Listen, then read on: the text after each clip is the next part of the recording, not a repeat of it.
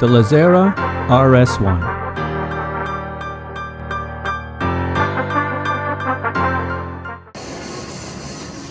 Hello everyone, welcome to Brian Unboxed. In this video, we're going to look at the LAZARA RS1 electric bike. Here's a look at how the bike comes in when it's delivered. It came in via freight on a pallet, and it was packaged well and had a lot of padding inside, as you can see. It does require some assembly, and it should take no longer than 30 minutes if you are pretty handy. With the bike, you get the charger, pedals, tools, front light, and user guide.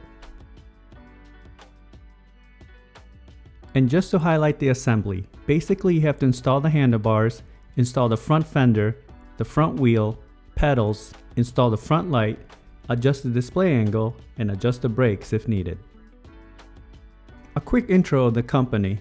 LAZARA is fairly new to the e-bike market, and it made its entrance in 2022.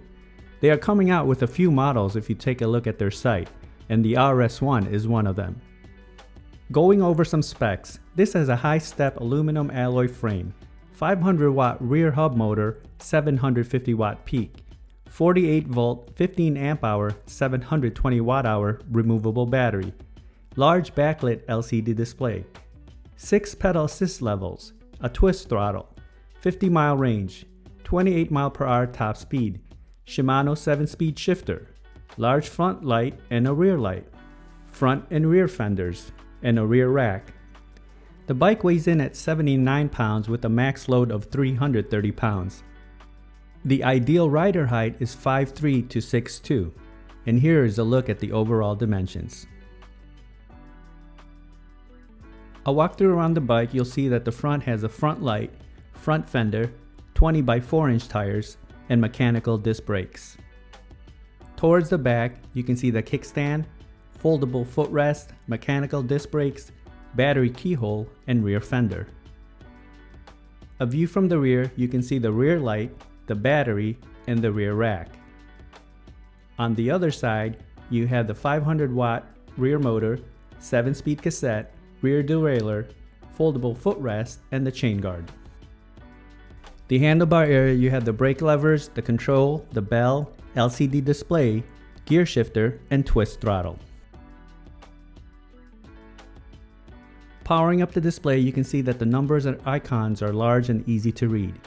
Pressing the plus button will cycle through the pedal assist levels 1 through 6, and pressing the minus will decrease the levels.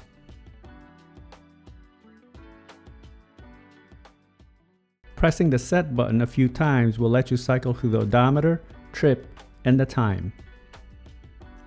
Pressing the power button will activate the front and rear lights.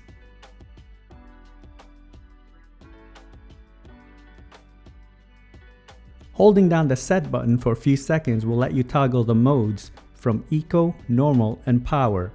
It will also let you toggle additional settings such as resetting the trip, max speed settings, wheel size, and toggle miles per hour and kilometers per hour.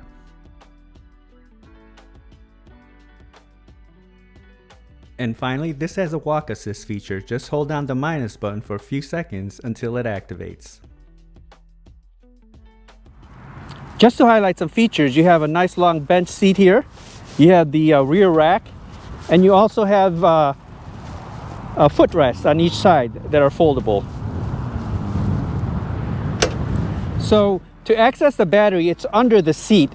You have access to the charging port along with the on and off switch, and then you can remove the battery and take it inside and charge it.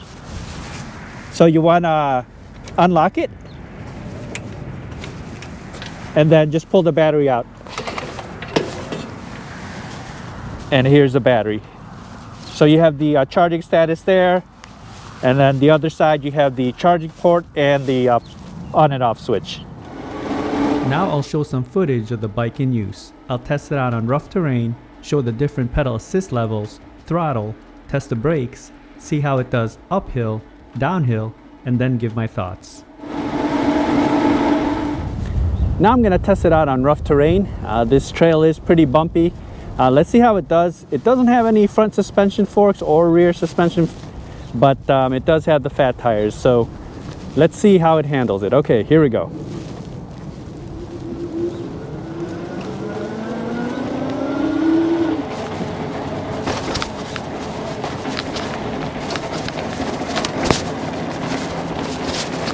All right, it's not too bad. The tires are absorbing a lot of the bumps, and the seat is pretty soft, so that helps.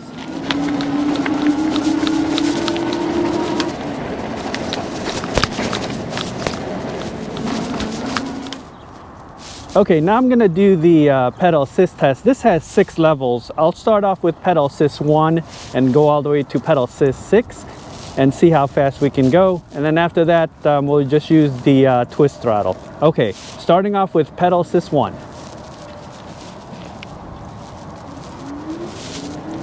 All right, feeling it pick up now.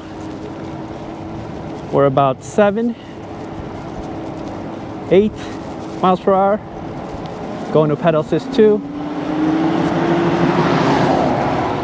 About 14. Pedal assist 3.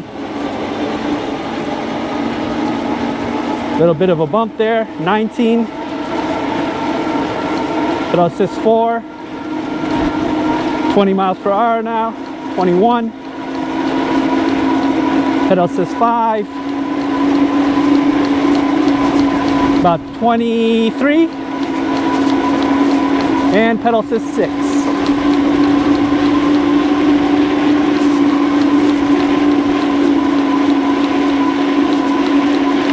So about 23 still on pedal assist 6.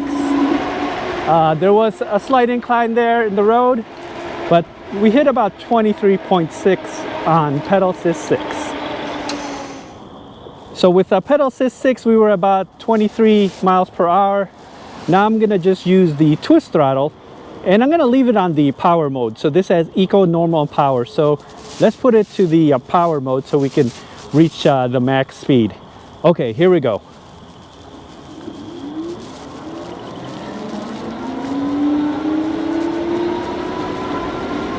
All right, we're at 15 miles per hour. 17.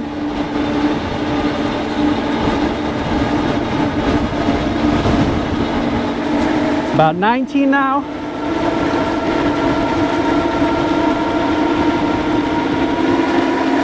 We're at 20.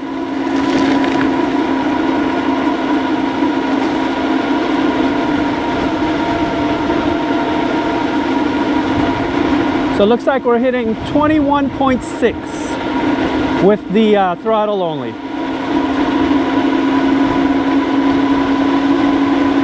Okay, we're picking up a little bit more speed now.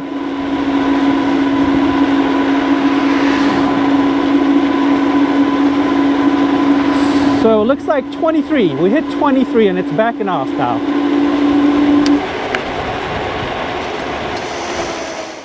Now I'll test out the brakes. I'll take it to max speed, and once I come into view, I'll hit the brakes and you can use the parking lines as reference.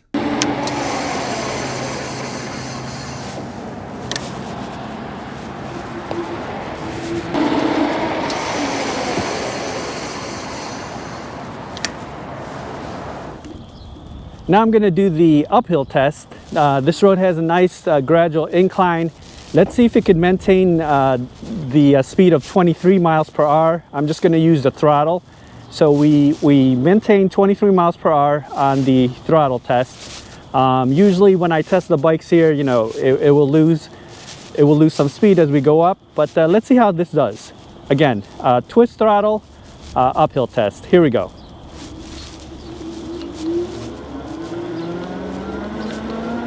So the acceleration is nice and gradual. We're at about 16 miles per hour now. We're at 20. And we're approaching the climb here.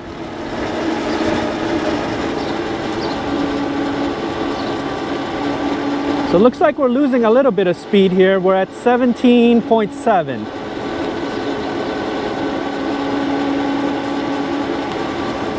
So 17.3.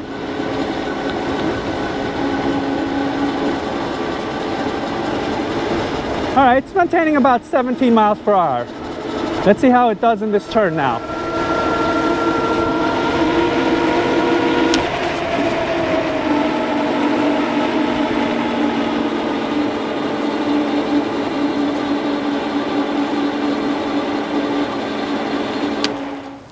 So the uphill test, we maintained about 17 miles per hour. We lost some speed on the way up.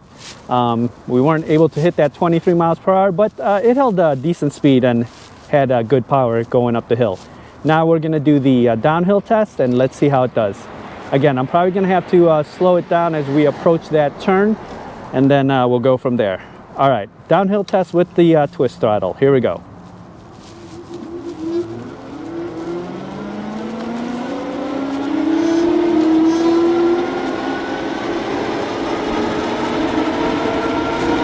All right, we're at 20,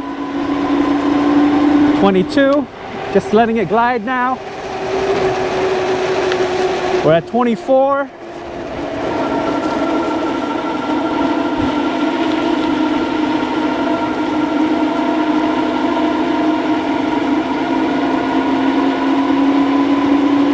So holding about 23.